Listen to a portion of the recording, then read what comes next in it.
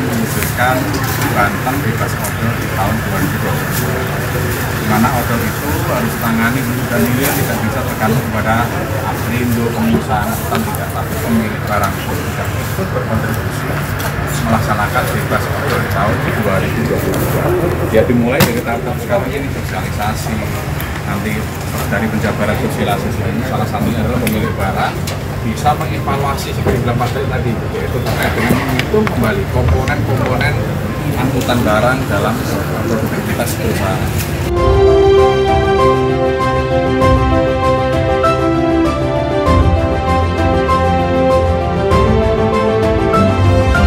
Jadi menjaga usaha untuk komunikasi dengan semua stakeholder supaya program ini bisa sesuai dengan apa yang kita inginkan bersama ya. Karena ada hal-hal yang harus dijaga supaya semua secara umum logistik di Banten bisa berjalan dengan baik.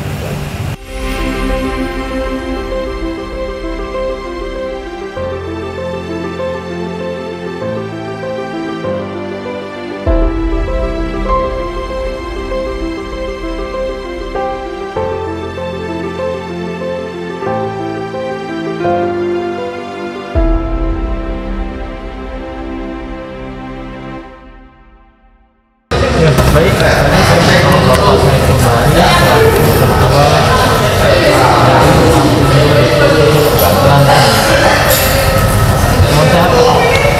Ya, sehat selalu. Mari Pak, untuk hari ini kan dari Aprindo Banten mengadakan sosialisasi bersama di Banten. Ya. Mungkin bisa jelaskan Pak. Ya, terima kasih Mas Bro ya. Alhamdulillah hari ini kita mengadakan sosialisasi khususnya ke pemilik barang. Kalau ke perusahaan dan perusahaan itu udah biasa ya. Di sini tadi ada Kadisub Provinsi Banten, juga ada perwakilan dari BPTD bidang hukumnya Banten ya. Dan ini sudah lama sebenarnya karena selama ini yang berjalan adalah selalu kita yang selalu dijadikan objek ya. Objek adalah perusahaan atau pengusaha. Padahal ini kan tidak berdiri sendiri, ada keterkaitan antara dengan pemilik barang. Apalagi kalau kita bicara undang-undang bahwa ketika masuk pidana itu kan sebetulnya yang dipakai adalah undang-undang jalan 2009 ya.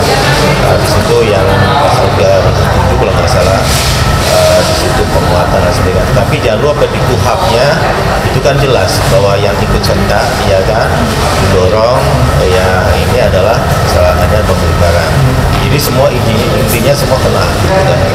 Maka dalam rangka kayak gitu kita debatable masalah ini puas dan nggak puas, suka nggak suka itu susah karena sudah jadi aturan gitu kan.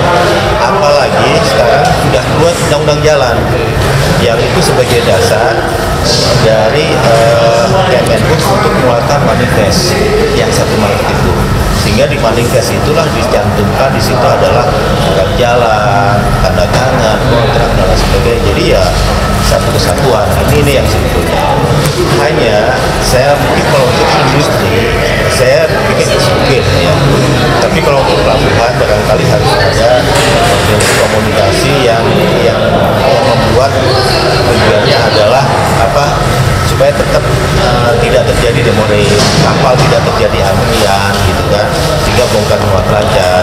Yang barangkali itu yang masalah ini.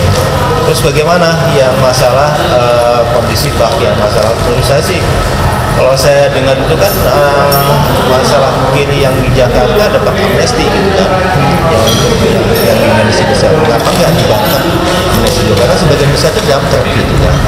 Karena kalau seandainya ini tetap secara tegas dilakukan, akan ada masalahnya bukan hanya masalah nasional, tapi masalah internasional. Ya kan, karena kapal yang datang itu kebanyakan kapal dari luar, impor. Ini yang terjadi pasti akan terjadi kelambatan bongkar, ya kan, akan terjadi yang namanya kelambatan bongkar. Demor itu udah otomatis kan, karena dari sisi kendaraan kita nggak siap, ya kan, nggak siap harus mengadakan 2 kali lipat, bahkan hampir 3 kali lipat.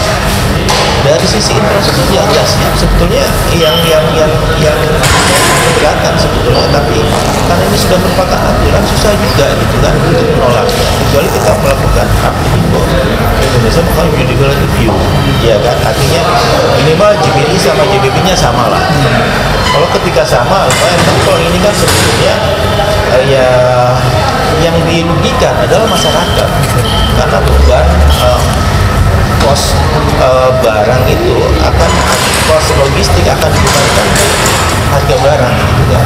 Ya ujungnya masyarakat akan ada inflasi, itu yang sebetulnya kita mencoba menjelaskan untuk pemasaran ke stakeholder ya dalam hal ini supaya ini bisa sama-sama jalan. Makanya kalau industri monggo kimia ya kan, tapi kalau yang dari pelabuhan barangkali harus ada komunikasi khusus supaya jika masalahnya secara logistik berjalan dan kita menjadi kondusif gitu. Artinya hari ini tidak mau bersosialisasi ada Ya kita ada penanganan komitmen.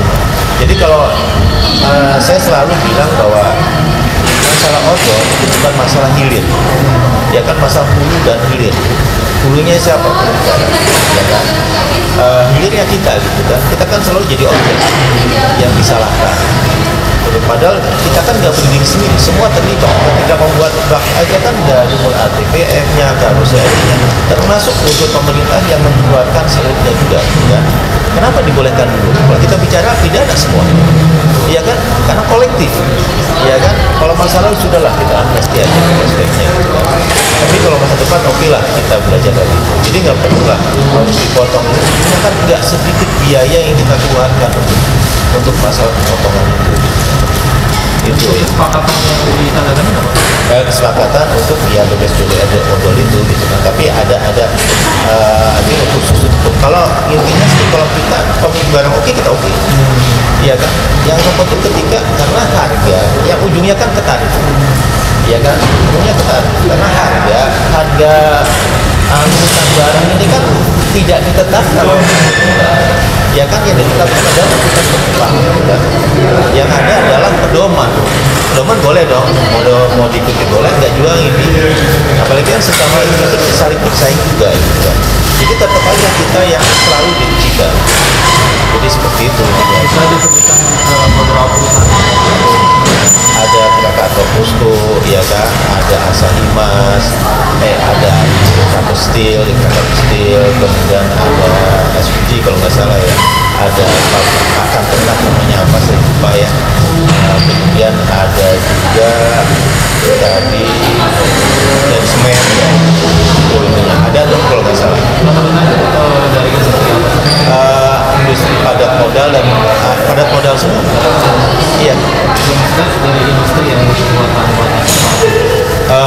Ya itu kan dari industri baja, ya kan otomatis itu Krakatau Steel, industri pakan kalau nggak salah Carun, ya kan, industri apa biji plastik tadi ada Asahimas ya, yang ada Asahimas juga gitu. Kemudian dari semen kalau nggak salah di semen gitu kan, ada dari pupuk SPG kalau nggak salah ya. Benar ada gula juga, saya lupa namanya. Ada 6 yang memang kita ini. Ini kalau sebenarnya karakter pelanggaran odol di Banten itu tentu apalagi kita berbangun dari opportunity. Iya, dua-duanya. Iya, karena memang overdimensi kan susah kita untuk ini ya. Saya sering bilang kalau mau potong ya bionya dulu lah, ya kan, sebagai contoh gitu kan. Jangan kita swasta yang memotong, yang terjadi khawatir ini odol 2 juta ya ini punya kembali lagi kan biaya, iya kan, makanya bionya sudah Tadi kan tadi kan disampaikan dari banyak beberapa ruas yang mungkin perbaikannya terlalu sering, karena di jalan network yang mungkin lalu lalang muatan pasir. Ya. Itu apakah dibantu dari sana kan oleh pemerintah kondisi lapangan? Sebetulnya sih kalau dari segi sosialisasi stakeholder selama ini cukup intens lah. Hanya memang kendala yang kami bilang bahwa ketika bicara unsur yang dimuatan dalam unsur pernah dari tambang ya, pasir, batu dan lain sebagainya, justru yang makan itu oknum-oknum yang lebih tinggi, yaitu sehingga akhirnya dengan yang terjadi adalah mau dipindah nggak gitu kan kalau bahasa ininya, seperti itu. Kedua yang memang menjadi ragu adalah adanya tebang pilih. Iya kan, banyak grup-grup besar yang faktanya surat legalitas atau suratnya tidak ada tapi dia bebas jalan dan nggak pernah diadakan pengadilan dan pasti bebas saja gitu. Itu yang memang yang ketiga ya faktanya ketika kayak ini kita jadi belum banyak sering pelanggan ya yang di daerah tertentu lah ya yang ditentukan oleh oknum karena itu pernah saya buka juga. Kalau sampai itu odol kita ditegakkan tapi di sini dibocorin ini dilematis mas sebetulnya. Posisi hari ini kan dari pihak kementerian kan masih bersatu suara komentari Pak ya, meminta untuk menunda, tapi dari pihak aktor itu kan sudah setuju untuk zero odol 2023. Dengan tarik kesimpulan seperti ini tidak pasti atau menurut ya ini adalah kegampangan ya, walaupun tetap sepanjang menjadi pasti ketika memang sudah ada pengumuman dari itu kan baru keberatan. Sebetulnya kita keberatan juga, keberatannya kalau ketentuan odol tadi yang seperti di undang-undang jalan ini gitu kan, ya kan MST cuma 10 ton kan, dari apa undang-undang jalan turun ke undang-undang undang-undang PUPR ya, turun ke undang-undang jalan ya, MST cuma kita keberatan sebetulnya dari awal pun itu. Tapi ketika memang sudah ini susah juga kita menolak karena fakta di lapangan teman-teman kita pada ditangkepin gitu kan, ditilang, dirazia. Kedua, ketika melakukan KIR itu sulit ya kan, sehingga akhirnya ketika KIR oke, nggak apa-apa Anda KIR, kasih surat 6 bulan kemudian harus dipotong. Yang terjadi kan karena ada ketidakpastian kayak gini kan ragu-ragu semuanya, itu yang terjadi gitu kan. Ya setiap hari saya akan terima telepon, bantu dong KIR, tapi nggak bisa. Iya, kalau bantu sih bisa lah gitu kan, tapi bantu KIR itu nggak bisa karena online dia takut kan. Jadi akhirnya punten yang jalan di jalan raya teman-teman itu sebagian besar karena kasus ini banyak yang tidak KIR. Terakhir Pak Saiful, setelah sosialisasi hari ini dan MOU dengan pembubaran, mungkin tahun depan atau zero berapa teman-teman akan melakukan? Ya, kita sih berharap tetap yang DPP individual review ya, supaya kita juga membantu ke pemilik barang juga supaya tidak sampai mestinya 10 tahun. Ya kan, ya hanya kitab suci aja yang nggak bisa berubah kan. Ya kan, kalau undang-undang buatan manusia pasti bisa lah. Maksud saya supaya win-win ya kan, agar